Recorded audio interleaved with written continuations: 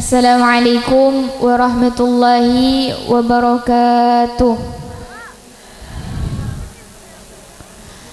Alhamdulillahi rabbil alamin. Allahumma salli ala sayyidina Muhammadin miftahi babi rahmatillah adada ma fi ilmillah salatan wa salaman bidami wal mulkillah wa ala alihi wa sahbihi wa mawalah. Wala hawla wala quwata illa billahil aliyil azim. Rabbi israh li sadri wa yassir li amri wahlul 'uqdatam min lisani yafqahu qawli. Amma ba'du. Yang kami hormati, yang kami takdimi sahibul bait, tuan rumah yang mempunyai hajat, dan juga yang sangat kami hormati calon pengantin, bukan calon, sudah pengantin, sudah akad, pengantin pria maupun pengantin wanita, yang sama-sama kita doakan semoga mereka mendapatkan ridhonya Allah Subhanahu wa taala, dalam lindungan rahmatnya Allah Subhanahu wa taala, mendapatkan cintanya Nabi besar Muhammad sallallahu alaihi wasallam, dan mendapatkan kekuatan di dalam menjalani hubungan rumah tangganya. Juga yang sangat kami hormati Syarifah Ruqayyah bintu Al-Habib Husain bin Syah Abu Bakar bin Salim, dan juga yang sangat kami ta'zimi para jamaah majelis salawat naria, majelis apapun itu, para ketua dan tokoh masyarakat yang tak bisa kami sebutkan namanya satu persatu tanpa mengurangi rasa hormat kami. Alhamdulillahirabbil alamin. Sebelumnya santai aja, enggak usah ya. Deg-degan saya kalau ini. Sebelumnya saya minta maaf. Ini yang ceramah belum kawin suruh cerita kawin. Yang ceramah belum kawin sudah ceramah tentang kawin. Tapi semoga manfaat, semoga mendapatkan kemanfaatan dan keberkahan. Alhamdulillah.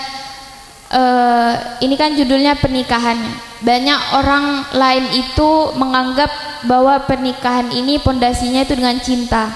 Iya apa enggak? Katanya kalau orang habis pacaran, cinta nikah. Iya apa enggak? Padahal pernikahan itu pondasinya adalah ibadah. Pernikahan itu pondasinya ibadah. Kalau seumpama nih kita nikah karena cinta, jangan bilang oma tahu belum nikah, dosa ya. Ini saya juga dapat ilmu ini. Kalau seumpama kita nikah karena cinta, dan cinta itu sebagai pondasinya pondasinya pernikahan, temu nanti kalau sudah tua biasa sudah bosen, ya apa enggak? Sudah mulai keriput, sudah mulai dak nafsu. Tiba-tiba cintanya hilang. Kalau rumah pondasinya roboh, apa rumahnya ikut hancur apa tetap tegak? Hancur. Makanya kalau seumpama kita nikah karena Allah, karena Nabi, maka selamanya akan utuh, selamanya akan tegak, utuh, tegak. Makanya saya bilangin ke pengantin ini, pengantin lama, pengantin laju, pengantin baru, atau yang mau kawin, atau yang sekarang kawin, saya bilangin jangan nikah karena cinta, jangan nikah karena ganteng, jangan nikah karena kaya, jangan nikah karena apa-apa. Niatin kita nikah itu karena Allah Subhanahu wa taala. Karena apa? Nanti kalau seumpama ada masalah, kamu tuh bisa nyalahin Allah. Maksudnya bukan nyalahin pas kan saya nikah karena Allah, bukan. Maksudnya karena tahu kita pertamanya itu nikah karena Allah, berarti seluruhnya selama perjalanan biar Allah semua yang ngurus. Kalau seumpama kita nikah sudah dari awal sudah dengan cara yang tidak diridhoin Allah, dengan pacaran, naudzubillah, sudah kayak gini, naudzubillah, sampai naudzubillah sekarang banyak yang sampai zina kayak gini, naudzubillah, semoga Allah jauhkan dari perkara-perkara yang diharamin sama Allah. Dari sesuatu yang sudah tidak diridhoin sama Allah nih, awalnya sudah pacaran, sudah chatan, sudah video callan kayak gini, maka seluruhnya sejalannya bakalan mendapati ujian-ujian yang Allah tidak kira nolong. Karena apa? Karena dia sudah pertamanya sudah dengan cara yang tidak diridhoin sama Allah. Coba nikahnya yang benar dengan sesuai ajaran Islam, nikahnya kayak gini dan kayak gini, sudah diridhoin sama Allah. Udah usah undang sekarang ini orang desa-desa ini apa? Undang dangdut biasanya. Itu kan cewek-cewek joget nutupin aurat kayak gini, apalagi kalau undangan tuh yang ya Allah, ini pernikahan itu adalah sesuatu yang diridhoi Allah, yang di dalamnya itu akan dicurahkan rahmatnya Allah. Kita undangan pakai baju ketat, tidak pakai kerudung kan, naudzubillah, jangan ya. Kita undangan niatin semoga hajat-hajatnya tuan rumah dikabulin, semoga mendoakan mempelainya semoga sakinah mawaddah warahmah, ya panda. Maka ya jangan sampai pernikahan itu ada sesuatu bercampur baurnya dengan sesuatu yang tidak diridhoi sama Allah. Yaitu contohnya tadi, laki perempuan undangannya campur, atau ndak ya tadi tuh ngundang dangdut terus joget-jogetan, sawer-saweran kayak gini dan kayak gitu. Itu kan sesuatu yang tidak diridhoi sama Allah. Kalau mulai kita benar akad kayak gini, perempuan ngundang maulid ya, bacain maulid di dalamnya, bacain qasidah muji Rasulullah sallallahu alaihi wasallam, berarti kan itu diridhoin sama Allah, dibacakan maulid. Nah, itu Allah tahu nih pernikahan dengan cara yang diridhoin sama saya nih. Nanti kedepannya saya bakalan nolong orang ini nih. Gitu, paham? Nanti kalau ada masalah, mintanya tuh ke Allah. Allah bakalan nolong. Kalau sama kita sudah permulaan pernikahan sudah dengan cara yang tidak diridhoi Allah, Allah males mau nolong nanti kalau ada masalah. Terus kalau seumpama pernikahan ini kan ibadah, iya apa enggak? Pernikahan kan saya sudah bilang ini ibadah, dan pernikahan itu adalah ibadah terpanjang sampai mati. Dan ibadah itu jangan mengharapkan balasan ketika di dunia. Ibu-ibu nih contohnya sholat kan ibadah tuh, Allah janjiin barang siapa yang sholat bakalan farha, maksudnya dikasih kebahagiaan, dikasih tenang, dikasih kayak gini, kasih pahala, nanti bakalan jaminannya surga gini. Ada ndak yang langsung sholat nih, sholat assalamualaikum warahmatullahi assalamualaikum langsung terbang ke surga? Ada? Ndak. Karena apa? Karena balasannya nanti. Nah nanti ini kan pernikahan itu ibadah, jangan minta balasan di dunia. Itu pun kalau seumpama di tengah-tengah kita menjalankan ibadah pernikahan, temu kita dikasih bahagia sama Allah, dikasih rezeki yang lancar, dikasih rezeki yang barokah, dikasih senang sama Allah, dikasih kayak gitu tuh cuma sekedar DP, uang muka. Kayak kita mau beli barang itu, uang barang, TV, bayar 500.000, nanti juta-juta belakangan, kayak gitu tuh. Nah itu 500 itu kebahagiaan itu adalah uang mukanya Allah untuk kita di dunia. Sisanya nanti bahagianya tuh nanti di surga. Jadi jangan ya di akhirat, jangan minta balasan di dunia. Nanti itu pun kalau seumpama di pernikahan kita, di tengah pernikahannya kita itu ada cobaan yang maaf ya, yang lakinya kawin lagi, yang kayak gini atau ndak sering tengkar, iya sering tengkar kayak gitu ya. Itu ada dua kemungkinan. Yang pertama, memang Allah pengen muji ibu-ibu nih, tahan dah imannya buat dak marah-marah sama suaminya. Ingat, surganya ibu-ibu ada di suami. Jangan marah-marah gara-gara ada dikasih jajan pas ngok-ngokan, rasanan sanan kiri, jangan ya. Ada tak yang kayak gitu? Ada. Oh semua. Jangan ya, jangan. Apa dia tadi?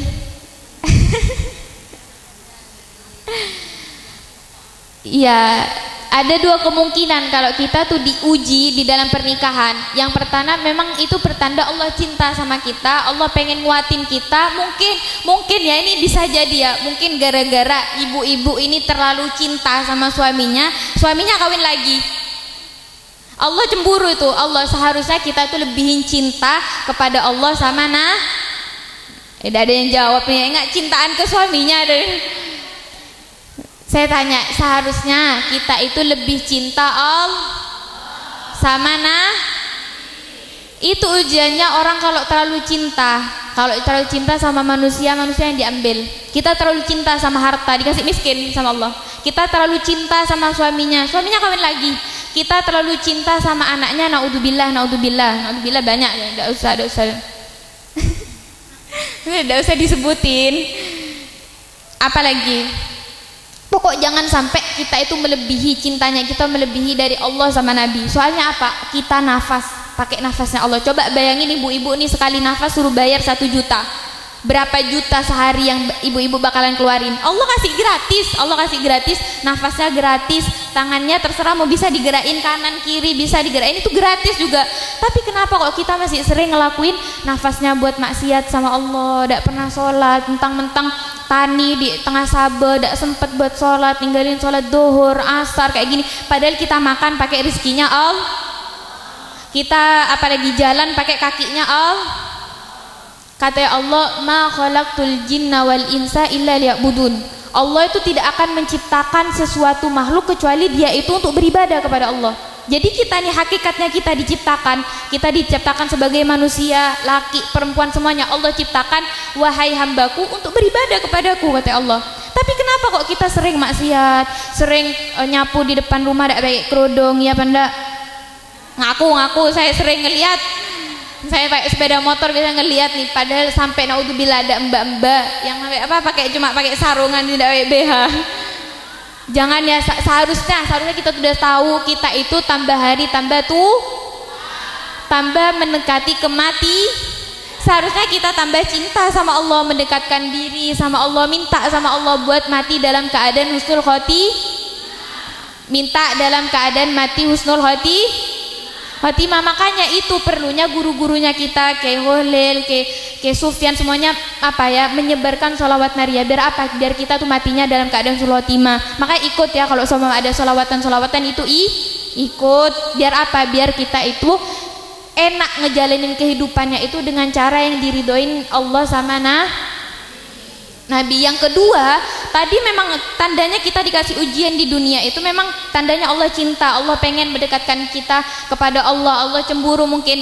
Yang kedua, tandanya kita kok dikasih ujian terus ya, dikasih tengkar aja sama suaminya, setiap hari ada aja permasalahan yang bikin kita tengkar sama suaminya. Jangan-jangan itu juga DP buat kamu. Jangan-jangan kamu sudah di dunia tidak dikasih seneng, naudzubillah di akhirat juga lebih tidak dikasih seneng. Makanya introspeksi diri, kalau sudah di dunia itu tidak dikasih senang, dikasih ujian terus sama Allah, dikasih mungkin karena kita jauh dari Allah. Makanya dengan kayak apa solusinya kembali ke jalannya Allah. Tadi bilang apa? Allah itu menciptakan manusia itu hakikatnya untuk ibadah. Maka yang ibu-ibu ini sudah tua-tua, sudah jangan banyak gaya, jangan banyak selfie, jangan banyak majang status aneh-aneh, tidak usah sholat baca sholawat, ngaji, baca sholawat, paham? Tahu hakikatnya pernikahan itu ternyata bukan cinta itu cuma bukan bohongan, bonus dari Allah, bonus. Topping kalau beli minuman tuh cintanya itu misisnya, kejunya, bobanya itu topping. Hakikatnya esnya adalah ibadah untuk mencari ridhonya Allah. Makanya kita nikah itu benar-benar bukan karena suaminya kita ganteng, bukan karena suaminya kita kaya, tapi benar-benar kita ngelatih nih suaminya kita ngarep ridhonya Allah. Paham? Nah, sekarang kita mau baca sholawat naria. Kita baca sholawat naria kita dengan niat-niat yang diajarin sama guru-gurunya kita, niatin di dalam hatinya kita yang sungguh-sungguh. Niat yang pertama yaitu kita ngarep baca sholawat ini, ngarep nyari ridhonya Allah Subhanahu wa taala. Semoga kita mendapatkan ridhonya Allah Subhanahu wa taala, ridhonya Nabi besar Muhammad sallallahu alaihi wasallam, cintanya Allah, cintanya Nabi, cintanya orang-orang soleh. Yang kedua, kita niatin kita itu dikasih lemes ate sama Allah. Saya tidak bisa bahasa Madura lagi. Dikasih bersihan hati, dikasih lembut. Biar apa? Biar kita itu nerima nasihat dari Allah lewat Al-Quran, dari Nabi lewat hadis, dari guru-guru kita lewat nasihat itu masuk ke dalam hatinya kita. Tidak keluar kanan, tidak masuk kanan, keluar kiri. Biasanya kan ibu-ibu nih biasanya nih kalau dikasih tahu, Bu pakai kerudung ya Bu ya, kalau sama keluar itu dosa loh. Kalau satu helai rambut itu ketahuan sama orang yang bukan mahram, yang tidak diridhoin Allah, bakalan jadi cemeti nanti di akhirat, di neraka dipecot Bu pakai obuknya ibu sendiri. Paham? Dikasih tahu nih, aduh alah Ki Kenny oma tua kayak gini itu biasanya kalau sama mama punya hati yang keras. Makanya apa gunanya sholawat ini? Biar tidak kayak gitu, biar lemes artinya, biar tidak keras. Dikasih tahu sama tetangganya, kamu kayak gini, ambura apa bahasa Madura, jangan ndak usah sok-sokan ngasih tahu, benerin dulu hidupnya kayak gini, biasa gitu kan. Ngerti tak pakai bahasa Indonesia? Ngerti ndak? Saya mulai tadi pakai bahasa Indonesia, ngerti tak Bu? Ngerti ya.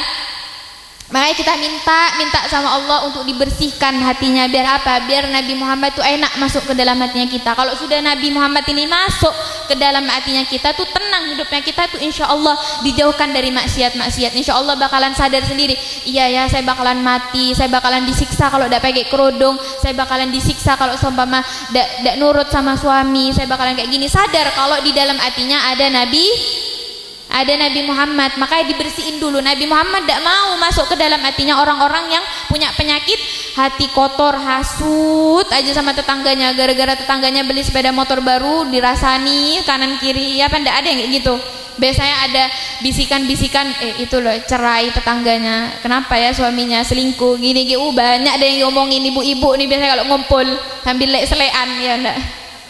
Jangan ya, minta dibersihin hatinya Rasulullah biar masuk ke dalam hatinya kita, biar enak dikasih tahu jalan-jalan mana yang diridhoin sama Allah. Yang ketiga, kita niat baca sholawat ini untuk dijauhkan dari penyakit dohir maupun batin.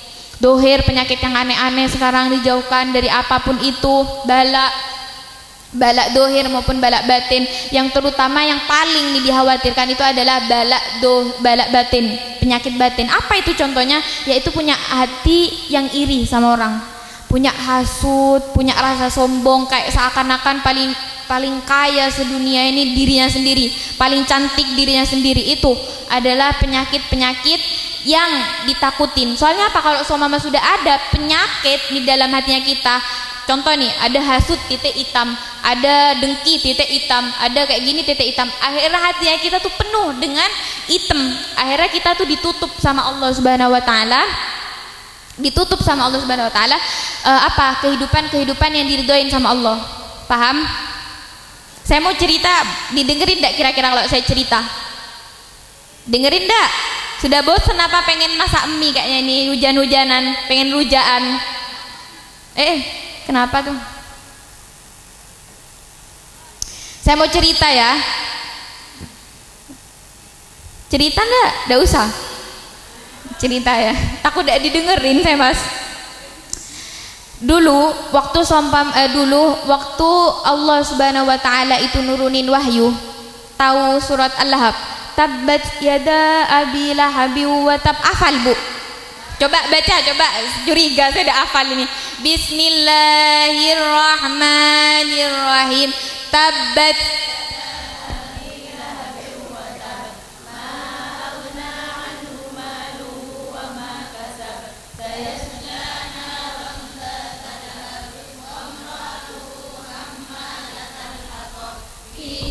fiha hablum.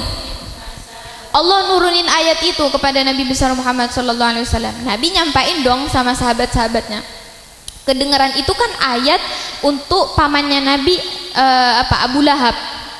Punya istri namanya Ummu Jamil. Saking cantiknya nih istrinya Abu Lahab itu sampai orang-orang lupa nama aslinya. Saking dijuluki Ummu Jamil. Saking apa? Saking cantiknya.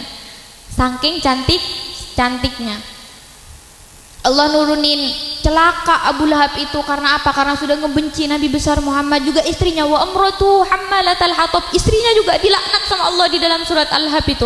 Karena apa? Karena tidak menjadi istri yang menjadi air untuk suaminya. Seharusnya Abu Lahab itu tidak percaya sama agamanya Nabi, tidak percaya sama Nabi. Seharusnya istrinya bilang mas, bang, jangan kayak gitu, Muhammad itu agamanya kayak gini, kayak gitu. Sedangkan kalau memang kita itu tidak percaya sama agamanya Muhammad, jangan sampai menyakiti Muhammad. Seharusnya kan kalau istri kayak gitu kan, istrinya lakinya tengkar sama tetangganya, tambah dipanas-panasi sama istrinya. Oh iya, tompoy, itu kan bukan istri soleha itu Bu, istri solehot.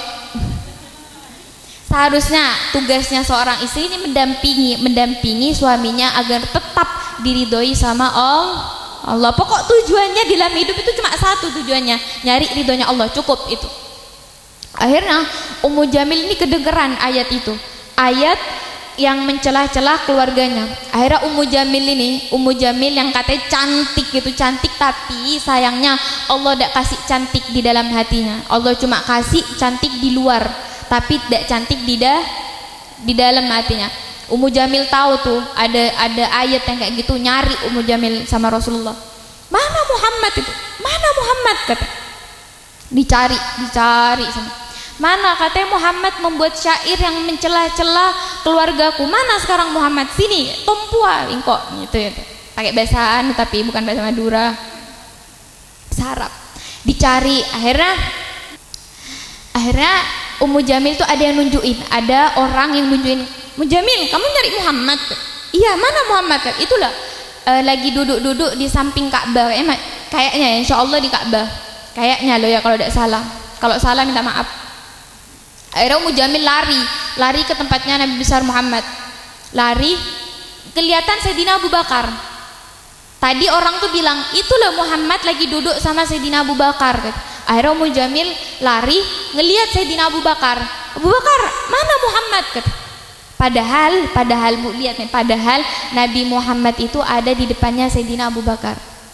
Sayyidina Abu Bakar lagi duduk sama Nabi Muhammad, tapi Ummu Jamil itu tidak ngelihat Nabi Muhammad, tidak ngelihat. Padahal Ummu Jamil ini sudah nyambi bocon, paling nyambi pedang, kayak mau nyakitin Nabi besar Muhammad, ini sudah siap ini kayak gini. Mana Abu Bakar? Muhammad mana? Dia, aku dengar dia membuat syair yang mencela keluargaku. Mana sekarang Muhammad? Sini, mana? Kata Ummu Jamil sudah nyeroteng, sudah mungkin merah deh mukanya.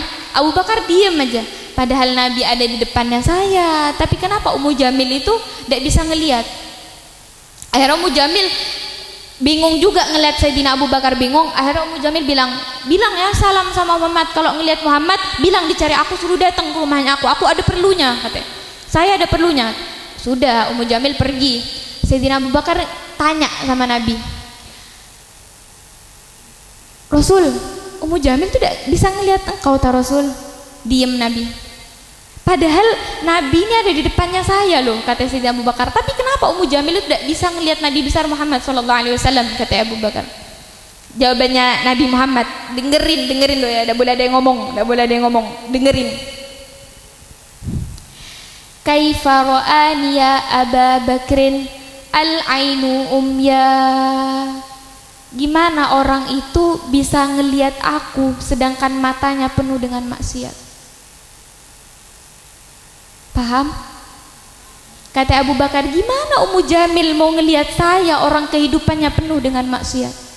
Al-ainu umya, matanya penuh dengan dibuat maksiat. Di mana-mana dia ngelihat laki-laki yang bukan mahram, ibu-ibu nih mungkin maksiat itu, ngelihat lakinya orang, dikedip-kedipin suaminya orang, astagfirullahaladzim, pelakor.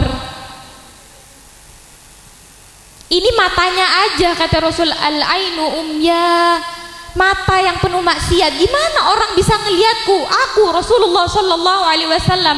Tapi gimana orang yang hidupnya penuh dengan maksiat bisa melihatku? Makanya kita itu baca sholawat itu kita minta sama Rasulullah Sallallahu Alaihi Wasallam biar kita itu dapat ridhonya Nabi besar Muhammad Sallallahu Alaihi Wasallam, dapat cintanya Nabi besar Muhammad Sallallahu Alaihi Wasallam. Nanti ya Allah, sebelum di akhirat semoga kita bisa ngelihat wajahnya Rasulullah Sallallahu Alaihi Wasallam di dunia. Sebelum di akhirat ya Allah, semoga kita ditakdirin ngelihat wajahnya Nabi Muhammad di dunia. Kalau memang tidak bisa di dunia Allah, setidaknya di akhirat ya Allah. Pokok jangan sampai kita itu jadi salah satu orang yang tidak bisa ngelihat mukanya Nabi besar Muhammad Sallallahu Alaihi Wasallam. Makanya itu perlunya orang itu baca sholawat. Agar apa? Agar kita itu dideketin sama Nabi Muhammad, biar kita itu dapat syafaatnya Nabi besar Muhammad. Kita itu baca sholawat itu PDKT, tahu PDKT? Pendekatan sama Nabi itu pendekatan. Agar apa? Agar nanti kalau kita tuh perlu sama Nabi Muhammad di akhirat, Nabi Muhammad kenal sama kita. Oh ini orang nih hamba, oh ini ibu Ruqayyah sering baca sholawat, ditolong sama Nabi. Karena apa? Karena Ibu Ruqayyah tadi ini sering baca sholawat, jadi Nabi kenal. Kalau orang sudah jauh, tidak pernah baca sholawat, tidak pernah hadir majelis, tidak pernah kayak gini, tidak pernah bakti sama suaminya, jauh dari hal-hal yang dihakin. Kamu sebagai seorang istri harus kayak gini, dan kamu sebagai anak harus kayak gini. Kamu udah ngejalanin semuanya, kamu jauh dari Nabi besar Muhammad. Nanti di akhirat mau minta pertolongan sama siapa? Orang kita masuk surga karena rahmatnya Allah, orang kita masuk surga karena syafaatnya. Nah, paham? Semoga kita tidak keluar dari tempat ini sebelum kita diridhoin sama Allah Subhanahu wa taala. Kita tidak keluar dari tempat ini kecuali hajat-hajatnya kita dikabulkan sama Allah Subhanahu wa taala. Kita tidak keluar dari tempat ini kecuali kita menjadikan orang yang diridhoin sama Allah, yang dicinta sama Allah, menjadi orang yang lebih baik lagi daripada sebelumnya. Kita niat mulai dari hari ini tanggal 1 Sya'ban. Tanggal 1 Sya'ban mulai niatin, ya Allah, seterusnya dari Sya'ban, Ramadan, Syawal, seterusnya ya Allah, saya pengen membenarkan dirinya saya untuk lebih diridhoi sama Engkau ya Allah. Saya niat, ya Allah, saya niat sekarang tuh, ayo tutup mata, niat menjadi orang yang lebih diridhoin sama Allah lagi. Niat baca sholawat yang nomor 4, kita niat kita mati dalam keadaan husnul khotimah,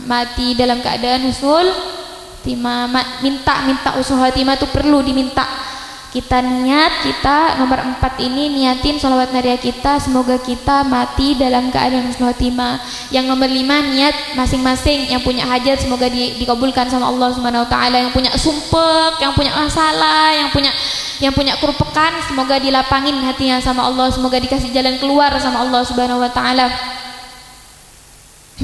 Bijai Nabi sallallahu alaihi wasallam, bijai Sayyidah Khadijatul Kubra, bijai Sayyidah Fatimah Zahra, bijai Sayyidah Aisyah Ridha, bijai Abu Yasid Muhammad bin Ali Al-Maliki, bijai Ki Ahmad Sufyan Muftal Arifin. Al-Fatihah. Bismillahirrahmanirrahim. Innallaha wa malaikatahu yusalluna 'alan nabi. Ya ayyuhalladzina amanu sallu 'alaihi wa sallimu taslima. Allahumma salli barik 'alaihi. Allahumma salli salatan kamilatan.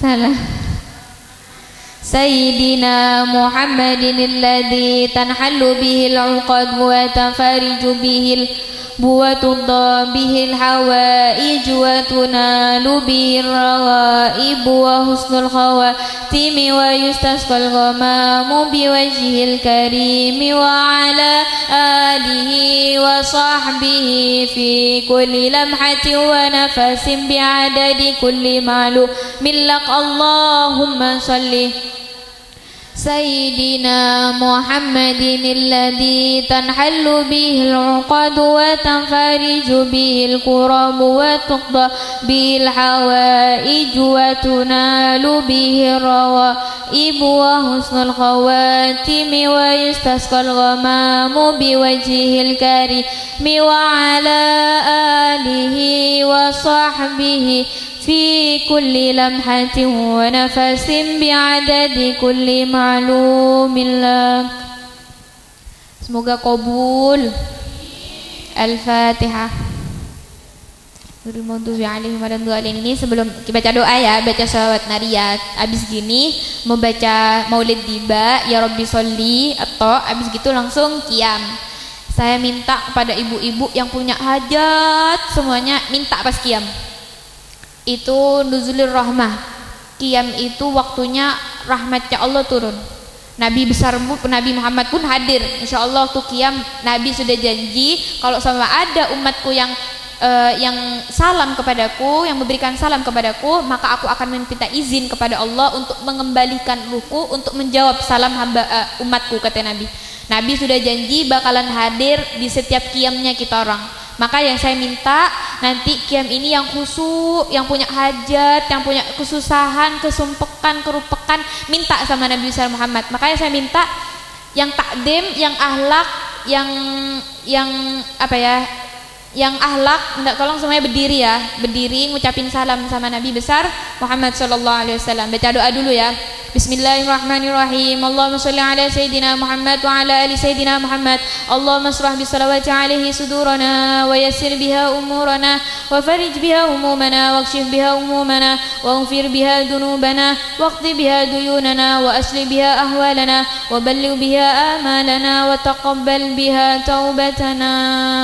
واغسل بها حوبتنا وانصر بها حجتنا وطهر بها ألسنتنا وآنس بها وحشتنا وارحم بها غربتنا واجعلها نورا بين أيدينا ومن خلفنا وعن أيماننا وعن شمائلنا ومن فوقنا ومن تحتنا وفي حياتنا وموتنا وفي قبورنا واحشرنا ونشرنا وذل يوم القيامة على رؤوسنا وثقل موازين حسناتنا وأدم بركاتها حتى نلقى نبينا وسيدنا محمدا صلى الله عليه وسلم ونحن آمنون مطمئنون فارحون مستبشرون ولا تفرق بيننا وبينه حتى تدخلنا مدخلا وتأوينا إلى جواره الكريم مع الذين أنعمت عليهم من النبيين والصديقين والشهداء والصالحين وحسن أولئك رفيقا ذلك الفضل من الله وكفى بالله عليما اللهم بارك لنا في رجب وشعبان وبلغنا رمضان اللهم بارك لنا في رجب وشعبان وبلغنا رمضان اللهم بارك لنا في رجب وشعبان وبلغنا رمضان اللهم إنا نسألك زيادة في الدين وبركة في العمر والصحة في الجسد وسعة في الرزق وتوبة قبل الموت وتوبة قبل الموت وتوبة قبل الموت وعفوا عند الحساب وأمانا من العذاب وأمانا من العذاب ونصيبا من الجنة وارزقنا النظر إلى وجهك الكريم وصلى الله على سيدنا محمد وعلى آله وصحبه وسلم والحمد لله رب العالمين تقبل منا بسر الفاتحة.